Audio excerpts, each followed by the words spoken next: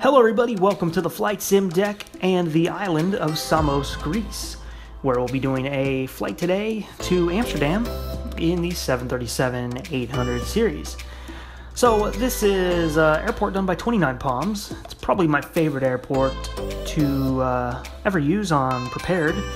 It's optimized very nicely, and the detail put into this airport is tremendous. And we're going to be doing a Transavia flight over to Amsterdam today, and they're a Dutch low-cost airline, and I've never done a flight with this before. Really like the livery, so it'll be a fun one to do. This will be our route today. This route's going to be about over 4 hours to complete this flight, and we'll be flying out to the right from the island, down south, and we'll be hooking up with the Larky, and then we'll be on our way. Now, I usually grab my routes off FlightAware, but they usually don't have the European or really any of the other parts of the world other than America with the full route. So I kind of planned this one on my own, just going along different VORs, staying on the coast, and then making our way back into land. I don't have the arrival on here, but I do have some of the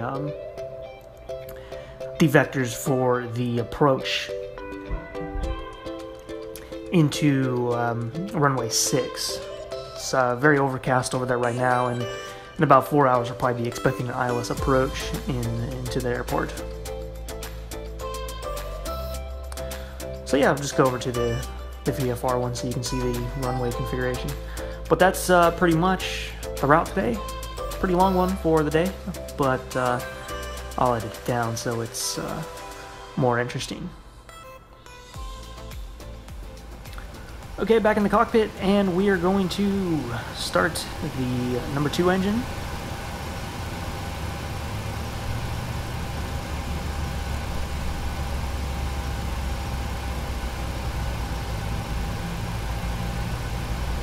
Now, some of you might know this is the airport with the infamous approach, which has you fly the visual from the coast, all on hinges, following different visual cues, a village, 2 sheds, and then on your way in to runway 27.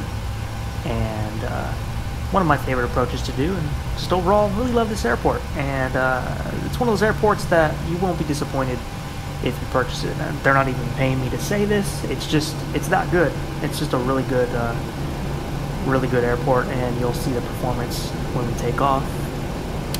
Always a nice one to use if you're demoing a plane or something, because you know you're going to get good performance. So we're just starting the number 1 engine, and with that we speed ahead and we're on our way over to runway 9.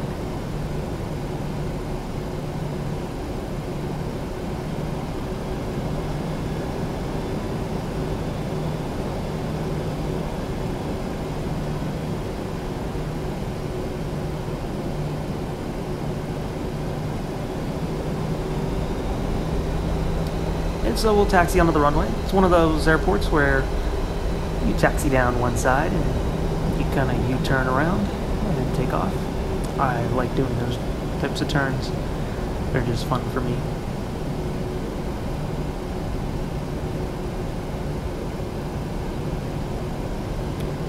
But yeah, just trying to do some more flights in the 737 for a while, kind of on a 737 binge. And just waiting anxiously to get the A320 back so I can fly that plane again too. That's another one of my favorites. But for now, the 737 will do. Great aircraft. Prepared version 4.1 is coming out soon, and it's supposed to add some pretty interesting features. So we will see. I'm looking forward to that.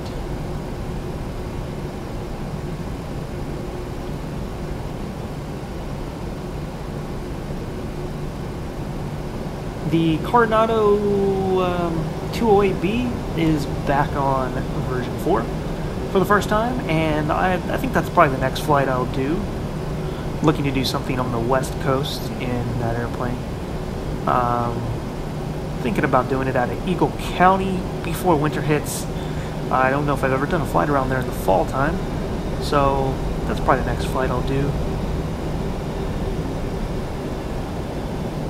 Have the lighting and the shadows looking just the way I want now, so I'm pretty pleased with that. My version 4 here is starting to really come together now, getting it set up more the way I'm used to. And alright, we're going to line up.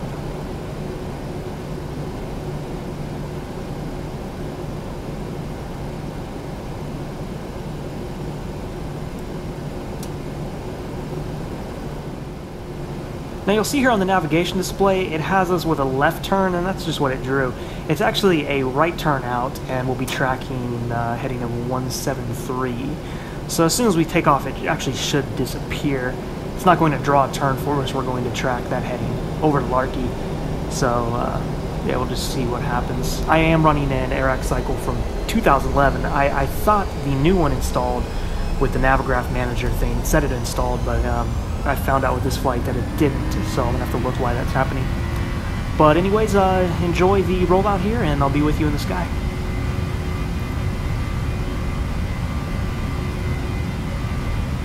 80 knots continuing.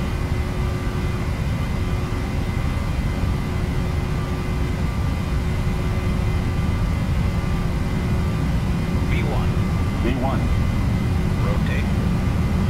V2.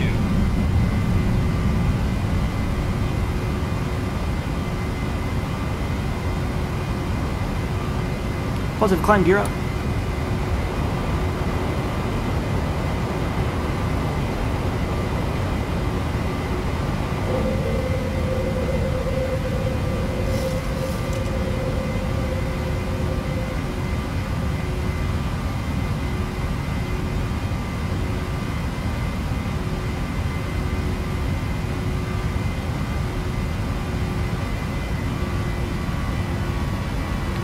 And we'll just truck our way over to Larky, and this will be, we'll be going up to 37,000 feet today. Right now we're just going to head to this flight level 160.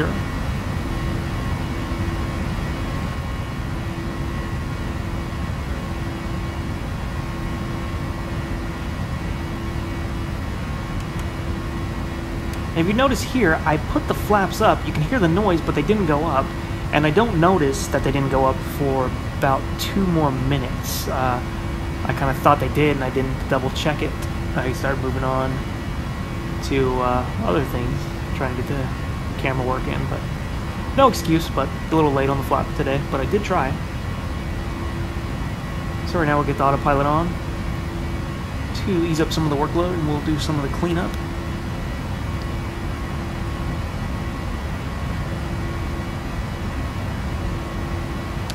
Geared off, auto brake off, and when we pass 10,000 feet, we get the lights off.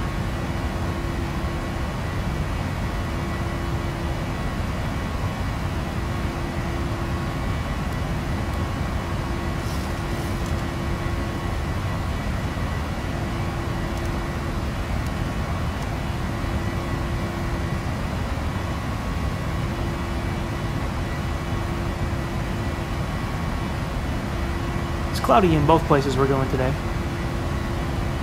so, but along the way it's not too bad. A few storms, we'll cross those when we get to them.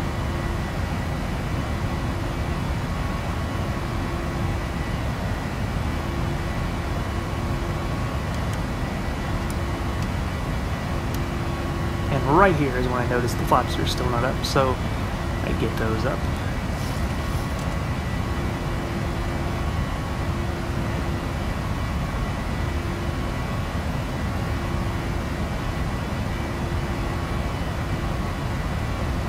Transition altitude is 7,000 feet today, so switching over.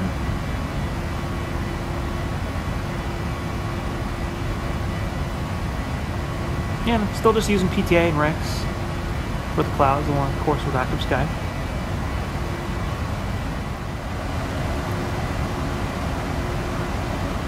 And we're heading by the island right there. Off to our right is where we just came from. Now we're almost at 15,000 feet. 7 minutes into the flight.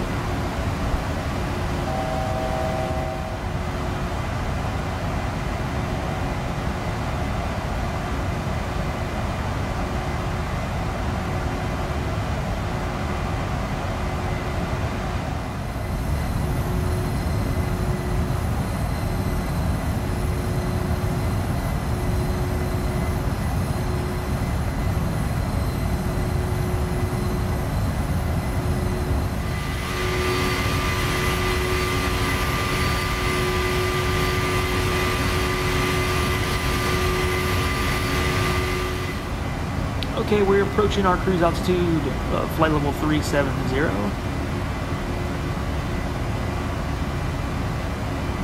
Looking beautiful down there.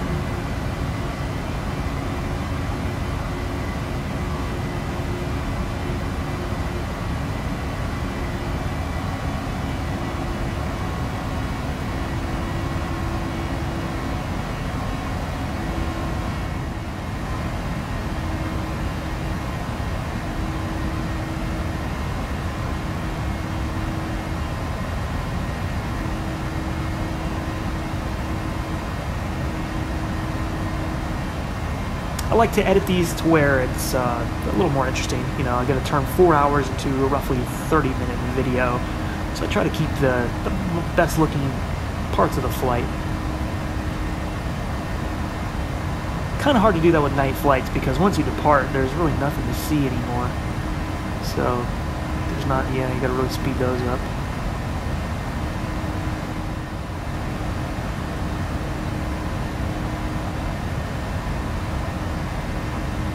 And we're coming up on the storms now. We're just going to go around it. Usually by the time we get to it, it'll probably mostly be gone. But I'm going to start tracking a heading around it. It's been a while since I've seen storms on a flight, so that's kind of cool. More of that will be happening pretty soon as we're moving to the fall. In the United States, at least.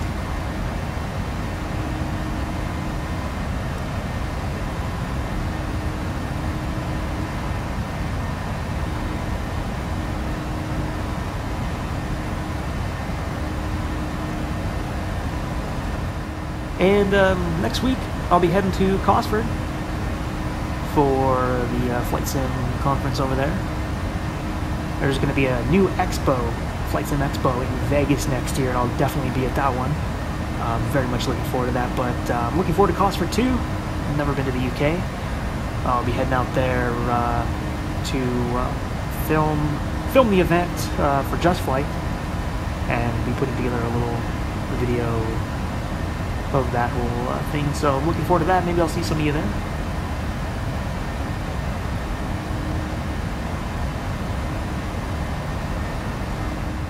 Try to get some of the footage too on the plane, make a little video for the Flight Sim Deck channel. It's going to be a 10-hour flight, leaving in the evening, so I'll be able to sleep for most of it, hopefully. And then I'm not too jet lagged. I got to go straight into working, arrive, and then I have to go right over to the place on Friday, film some of the setup, and meet up with the FSElite dudes that evening, and then Saturday is the event, and then I'll be heading out actually Saturday night back to the airport, and heading out Sunday.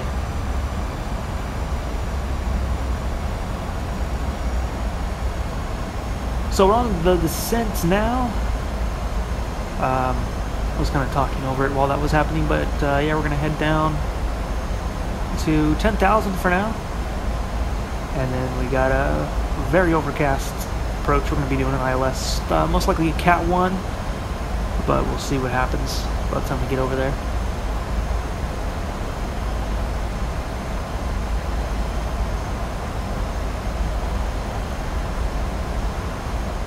Alright, so we're just coming out of 3,000 feet, and we're making the ILS approach. It's overcast at 1,000 feet. There are some clouds at 500. And 2.4 miles of visibility.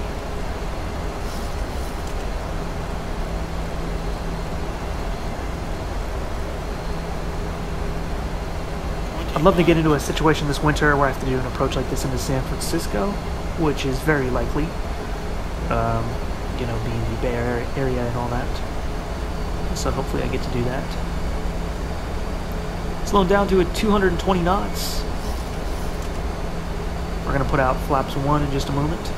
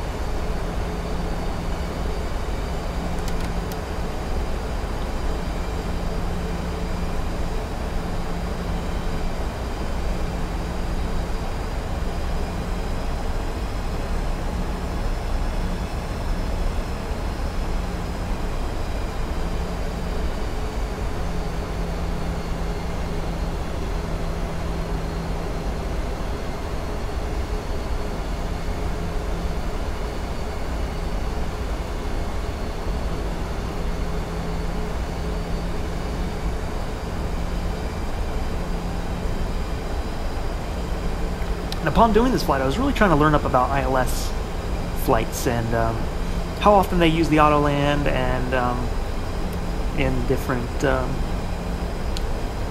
categories. It's pretty interesting stuff. I was also looking at the FAA manual on how often they have to upkeep the ILS approaches.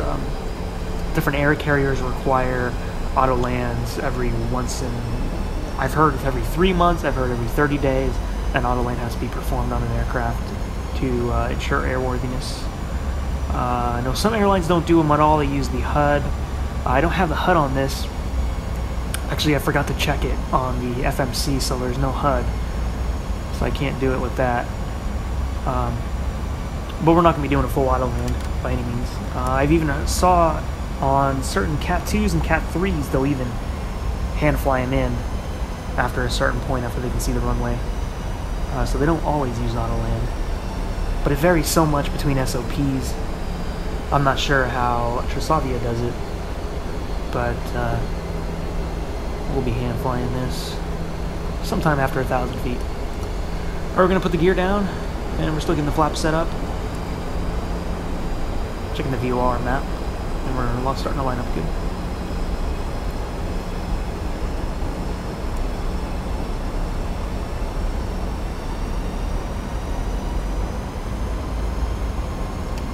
We have our auto brake set. We'll get the retractable landing lights on now.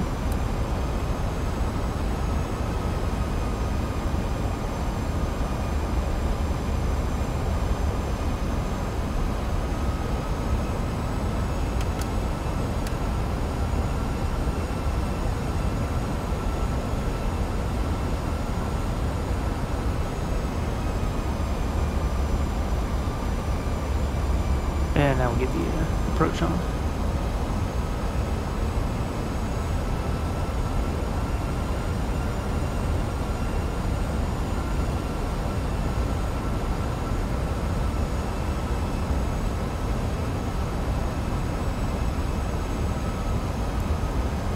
Slow down to 45 knots.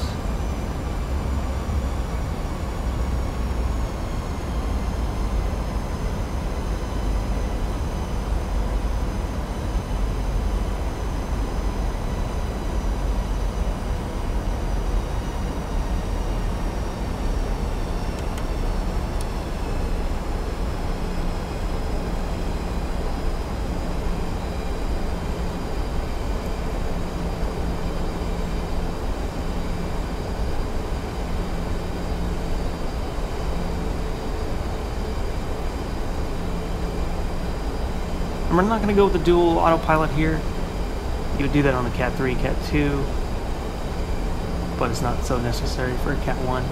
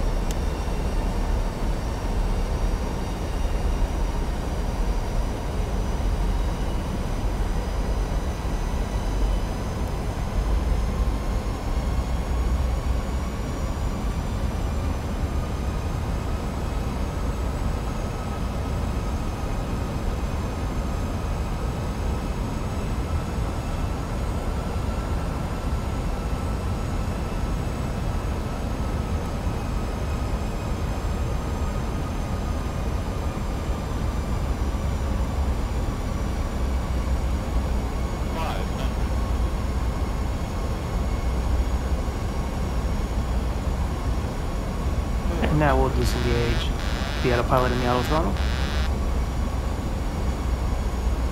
And I totally forgot to arm the spoiler. But it's too late to do anything now because this flight has already happened. And I just noticed that. So I do know that it goes on. Had it on plenty of times on other flights, but just forgot this time. So no spoiler. That kind of spoils the flight. But hey, I am going to grease this landing. Or butter the bread, as Air Force Proud would say.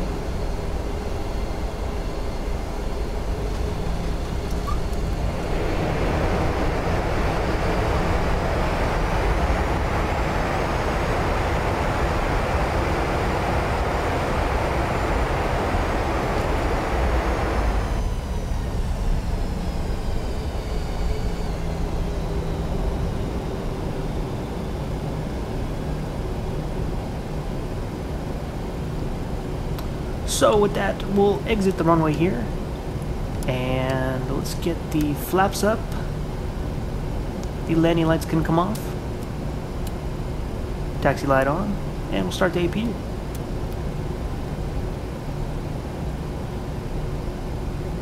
And then we'll get the auto brake off and all that good stuff. But in the meantime, let's check out the replay.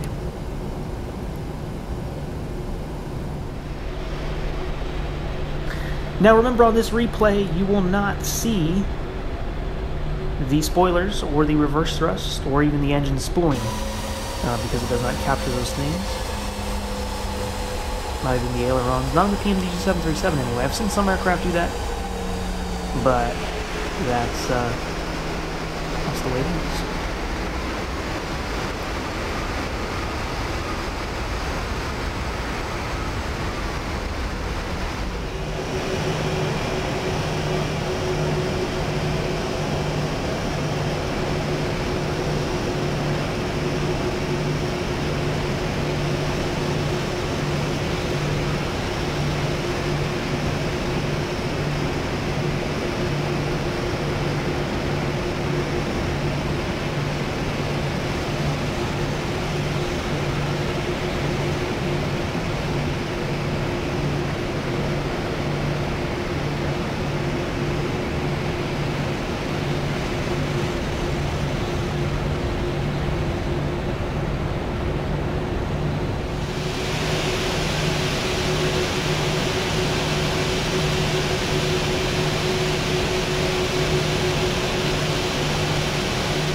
Okay, we are heading into the gates.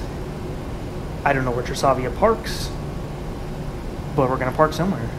I don't have any traffic on right now, so it doesn't really matter. And we can park wherever we want, my man. So let's make a right up here, and we'll pick one of those gates over there on the other side. That was a fun flight to do. Wish I put the damn spoiler on. Then I'd pretty much almost have a perfect thing going for that approach, I would say. But that happens. Let's see. For the channel, like I said, probably be doing that Cessna 208B flight pretty soon.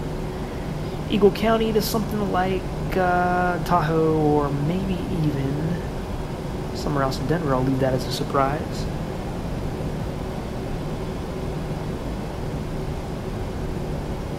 Next route I'll do, I'm going to just actually start making up routes to do out of Samos, because I don't have all the airports there are. I could do something to Spain or something. I could just use a corporate jet and do some different flights in and out of there. We'll see what happens.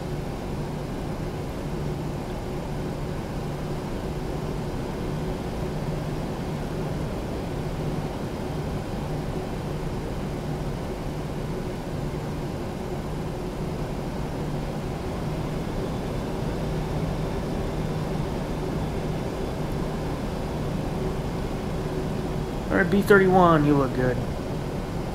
90% sure this airline doesn't park here, but that's okay.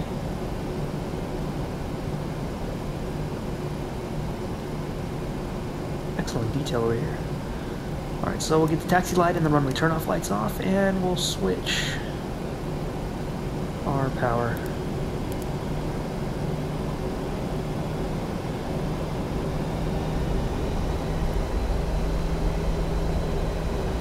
Throttles do that. I barely move them and they push up the other way. Something wrong with the axes. And I didn't park too straight. I'm going to straighten this out a little bit. That's a little better. Okay, parking brake on. Let's get to the engines off. And the pack signs.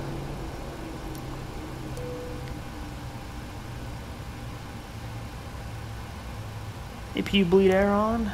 Get the fuel pumps off, except for the left aft. Isolation to open. And the electric hydraulics off. The flight directors.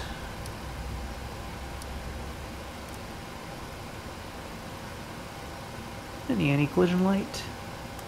And we're pretty much good to go. I just want to thank everybody for again joining along on another Flight Sim Deck flight. This was a fun one to do, and I'm looking forward to the next one. You guys take care.